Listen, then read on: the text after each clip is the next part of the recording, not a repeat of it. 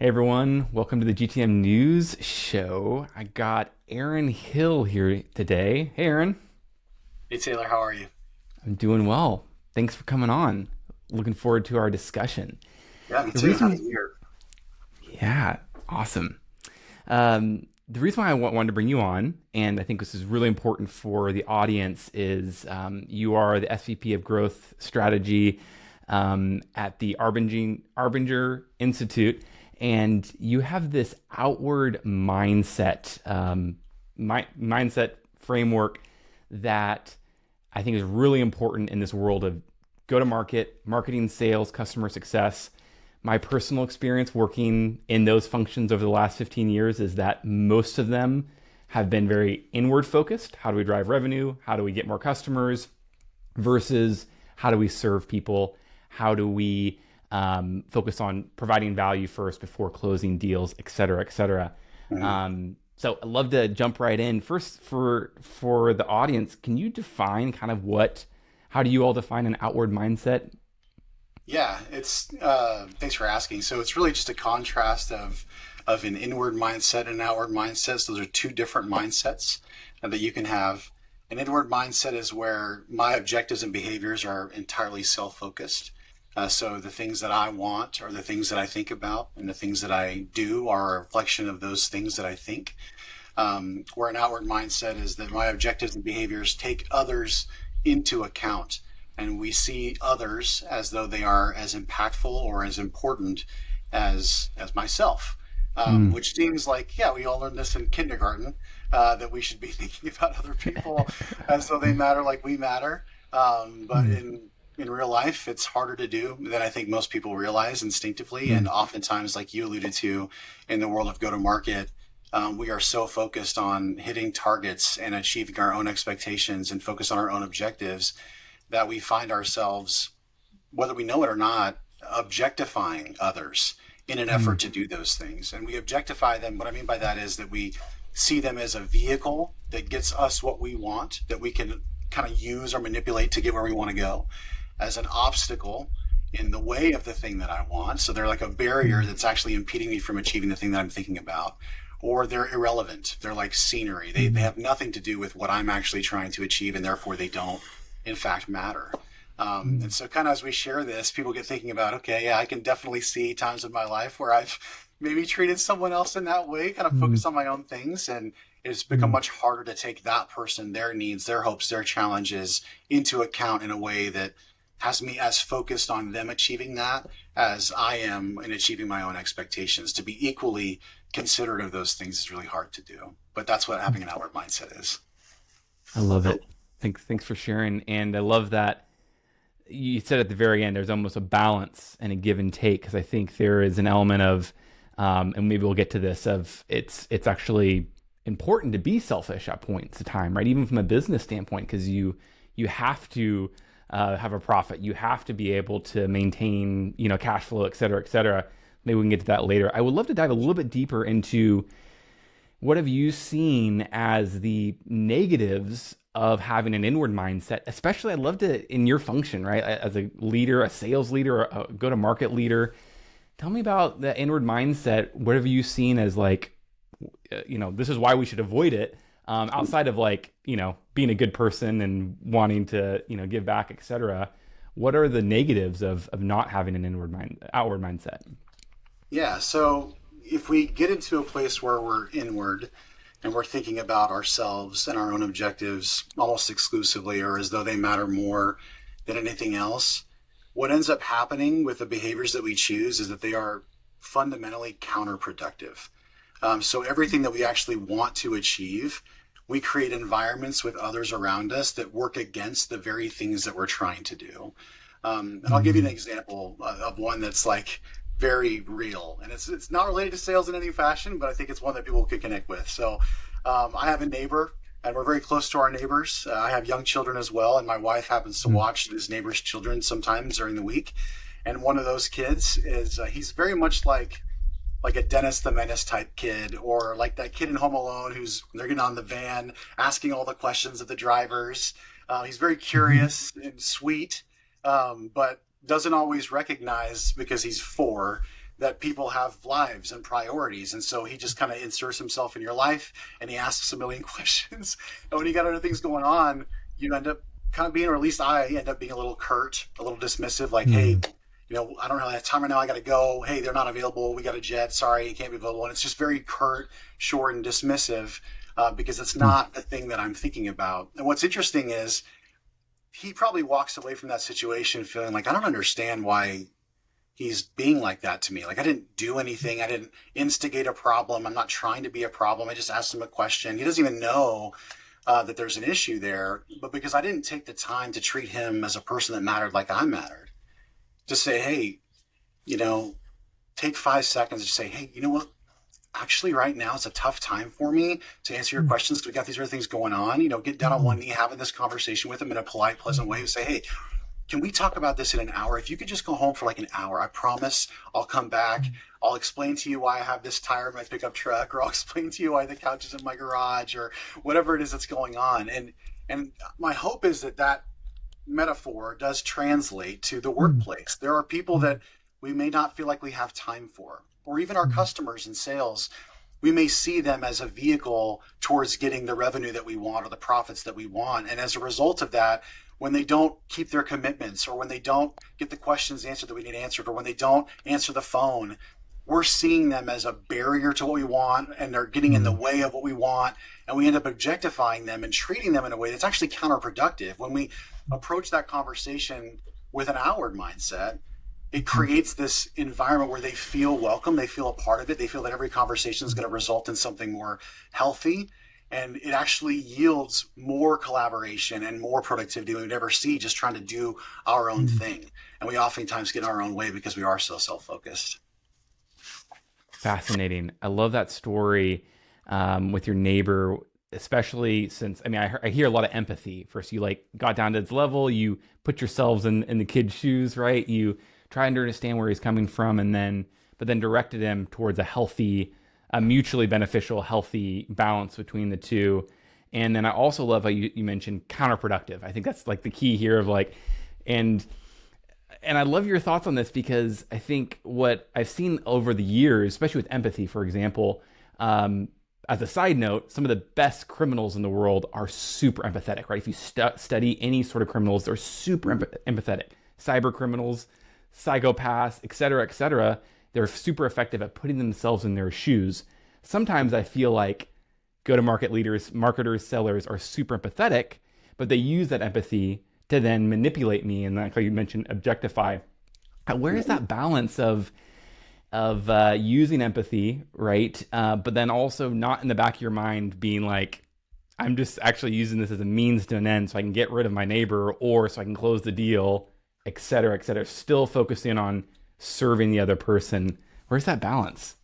Yeah, I think it all comes to where your mindset really is in that moment. So, and quite honestly, if I ever followed what I just described to you as best practice with my neighbor, I would be a much more fulfilled and happy person. But my instinct is to do the opposite of that, to actually be dismissive and almost have this disdain for the conversation. And that's something I got to work on. And when I look at my history in sales, I have been inward many, many times. There are clients who don't do what they said they're going to do, or don't do what I want them to do, and it gets in the way of what I want. Or even those that I talk to in a way that's manipulative, trying to coerce them or persuade them to do what I want, leveraging empathy. All of that is a weaponization of those behaviors. I'm not doing that to be helpful. I'm doing that to get what I want. And the outward mindset, in principle, its foundation is a desire to be proactively helpful. Your goal is not to get what you want first. It is to make sure that everyone walks away a true winner. And a psychopath isn't thinking that way. They're leveraging empathy as a weapon. Their design is to use it so they can convince or coerce someone to do exactly what they want them to do, so they get exclusively what they want, with no regard of the negative impact on the other people, where the outward mindset takes full account of the impact on others. And the choices that we make as a response to that are not the ones that are going to be manipulative, but rather they're going to be cognizant and attuned to everyone's needs, and trying to find that balance of, hey, what can I do to be helpful to you while still, meeting my own requirements and objectives Mm. without them getting in the way of you getting yours, or mine getting in Mm. the way of someone else's that might be involved in this in some way. Oh, I love that. I love that. I heard proactively helpful, and starting with that, there's like a phrase from Jesus of Nazareth where he says, "Love other people as you love yourself." I don't think we have a problem loving ourselves. Like that's immediately going to come in, right? Our Yeah. motivations, and a lot of that's not bad. Like I don't think, taking care of the business, taking care of your quota if you're a salesperson, taking care of your family, your own needs, your own bandwidth, etc. But it's I think starting out and then matching your love for yourself, your love for your business, whatever, with love for other people, and that willing to be proactive, willing to be helpful. Love that. Let's get into some like tactical stuff, because I think especially I think this mindset in general is like it's changed how I do marketing, it's changed how I like do business. Not only is it super fulfilling, but it also, to your point, it helps, it actually makes you more productive. And so I'd love to hear like from sales, marketing, customer success, any areas from kind of the go-to-market teams have you seen of just like, hey, we can flip the script, script in regards to doing things actually different. What behaviors in those areas can you recommend folks to change? Sure. Yeah, I think if I can provide a little bit of context that may be helpful for what I'm about to share, before Yeah. I worked with Arbinger, I worked for another consulting firm called Winning by Design, and one of their big premises is, recurring revenue as a result of recurring impact. And like that statement in and of itself was pretty transformative for me because it helped me realize that, hey, revenue and profits are actually a byproduct of the impact that I deliver to my customers. Like they're not giving me money because I convinced them to give me money. They're giving me money in exchange for the impact of the results that they actually wanted. And so if I use that, or weaponize it, let's start negative first. If I weaponize that, I could say, hey, all I got to do is focus on delivering client impact and I'm going to receive revenue or profits as a byproduct. But in truth, you can say, hey, the results that they want, if I'm proactively helpful, I just want them to have those results. Like regardless of the monetary exchange being involved, my desire is to be helpful, but I can only be as helpful as capacity allows, meaning that I have to be helpful within the confines of my requirements or my metrics. So if I have profit targets or revenue targets or growth targets or account quantities that I need to hit, or even if I'm an SDR trying to schedule appointments, I have to be hitting those numbers in a way that not only meets my requirements, but does so to help those that I'm working with achieve their own expectations. And so when I'm thinking about this job, like let's take an AE's role, for example. If I'm an account executive and I'm approaching a day where I know I've got a bunch of calls to make, I've got some deals in my pipeline, a bunch of opportunities or deals that I'm managing, and various commitments are happening within these client accounts.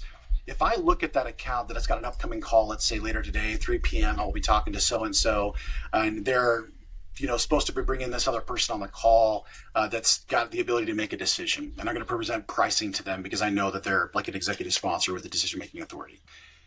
I could approach this by saying, hey, I've got 2 people on this call that are both part of the buying committee. One of them has authority. I know I need to convince that person to make this investment. And if they do, this is going to move forward. Then all the pressure is on me to convince someone to do something that I want them to do. But instead, if I approach that conversation, hey, at 3 o'clock, I've got an opportunity where 2 people are giving me their time because they actually believe that this time is worth that investment so they can achieve their own results. And if my focus is entirely on helping them see how us collaborating using the tool that I have or whatever it is I'm selling to make them successful, then the conversation is not about the money, but the money will absolutely come. And I don't even have to negotiate or discount or compromise because they're not so interested in investing fewer dollars than they want to. What they're interested in is achieving a result. So if I make that success my success and I approach the call in that way, both of them are going to have a sense that I'm not here to make my quota or I'm not here to make a commission. They're going to have the sense that's true that while I do have those targets, my primary responsibility here is to help things go right. Which means that as long as I can help them be successful, I'm taken care of. And as long as I'm being fully present in the conversation for them, knowing that together we will achieve our goals, but on our own we can't do that, I'll be leaning into what we know is productive, which is collaboration, versus trying to weaponize the conversation to something that I want that may or may not actually benefit them, which is actually way harder to do. If anybody who's been on a sales call knows, the more time you spend persuading or convincing people, you're actually going the wrong direction. But the more time that you spend showing them examples of how they are achieving real-time value and real-time results, and how a continued relationship will continue to deliver that in a more scalable way, that's what breeds collaboration and connection. And that's the kind of environment that we want to create on go-to-market teams. Oh, I love that. Thanks for sharing. And I love a statement that stood out was make their success your success. And I love that. And diving a little bit deeper, especially in that account executive example, is there any opportunities to even like serve them without even selling, in the sense of how do I provide value? And kind of taking a step backwards, honestly, most of my sales experience it's like I dread going on a demo, because it feels like, once again, I'm just going through a process where they're trying to kind of churn me out into a new customer, and I don't get a whole lot of value in that experience. Tell me about how, if at all, folks can kind of even take it up one step further and provide value even outside of their product. Yeah, I think designing and orchestrating like a buyer journey is really a process of considering what it's like to be a buyer, and thinking like, hey, if I'm in a world where I have these challenges and I have these problems, if I'm unaware that these problems are actually impacting me negatively, what must it be like for me to come to that place of awareness where I finally see that this problem exists and that I've been negatively impacted by it? If I design my go-to-market motion, in this case, typically marketing owned, where that epiphany happens, what does that feel like? And how can I proactively deliver that experience to them so that I'm just being helpful? I'm just enabling them to go through this journey faster, not for me, for them, because they don't even know how bad they're hurting right now. Then if you get into this world of like sales, where you're talking about them actually making a commitment and making an investment, we got to think about that. Hey, if they have a process by which they need to buy stuff, they got to go through procurement, they need X forms or Y documentation or case studies or references or whatever those things are, and I know that that's probable, why not just offer them proactively? Say, hey, typically when we run into organizations like you, they want to connect with these folks, they want these forms. I'm going to go ahead and send these things out proactively in a consolidated email so you have all of them. And I'd love to schedule a time for you to connect with these individuals who can talk about their experience, because they remind me a lot of you. And I know going through this journey alone is hard. But when you're walking through it with somebody else who's been through it, it's much easier. Just that instinct of being helpful for the sake of being helpful completely changes the way that the buyer experience feels, because you know that someone on the other side of the transaction is actually on the same side of the table as you, because they're seeing you, they're understanding you, they're adjusting their efforts accordingly, and you'll both be measuring success on the same definition. I love that. Two things that stood out. Number one, buyer's journey or buyer's process is not a sales process or a sales journey. And I think that's even an outward mindset, right? You're putting yourselves in their shoes versus how do we optimize for us, optimize for them. And then the other thing that stood out was my father was a financial advisor, and he had a fiduciary obligation. He sat on the table, other side, and that language of sitting on the table of the client or the customer, and you have a fiduciary responsibility to make sure you put in front of them what's best for them, not what's best for you. And I love that. We have a couple minutes left. Anything else? Any takeaways you would like folks to kind of action items from either sales or marketing or just this mindset? What can folks do to get internal buy-in or just kind of start this process?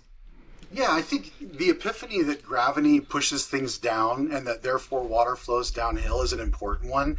You know, people who buy things, they have forces that are working in their minds. And we can lean into those in a way that's helpful to both of us, or we can try to make people do what we want them to do, which is basically working against gravity. It's like that force is inherent. People make decisions the way that they want to. We can lean in and help them do that, or we can work against them. And so my hope is that in people hearing this and go to market, that they sense the same thing that I've sensed, which is all this time I've been focused on my own metrics, my own goals. We got to hit this next round of funding. Therefore, we got to have these numbers, or we're going to go public. So this has got to be done this way. And it's like, if our primary focus is enabling our buyers to get what they need as fast as possible and just stay out of the way, but be helpful to encourage that way to move quicker, all of these little tactical things will come to our minds. I get a lot of requests for, what do I do?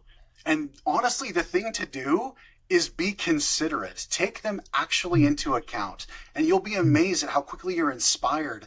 Once you're living in their shoes of what it's like to be them, all of the ideas that you have immediately on what could be better in your process to be more helpful to them. And as you have those conversations of what could we do to be more helpful with strategic leaders in your organization, you will find that everyone has better ideas than Aaron Hill. Like, you all know your business better than I do, but taking that moment to consider them in a way that's more helpful is going to achieve massive results. I love it, Aaron. Super cool. We're going to have you back on for a part 2 because there's a lot more we could talk about. How can folks connect with you online? Yeah, I try to spend a decent amount of time on LinkedIn, not too much, but not too little. You can always connect with me on there. Always happy to make new connections. You can also go to arbinger.com. We recently redid our website entirely to lean more into our work, and you can learn a ton. There's a lot of user stories, organizations that have seen a tremendous amount of results, and be happy to connect with you in that way as well. Awesome, Aaron. Thanks again for coming on. We'll put those links in the show notes, and thanks everyone for listening. Thanks, Taylor.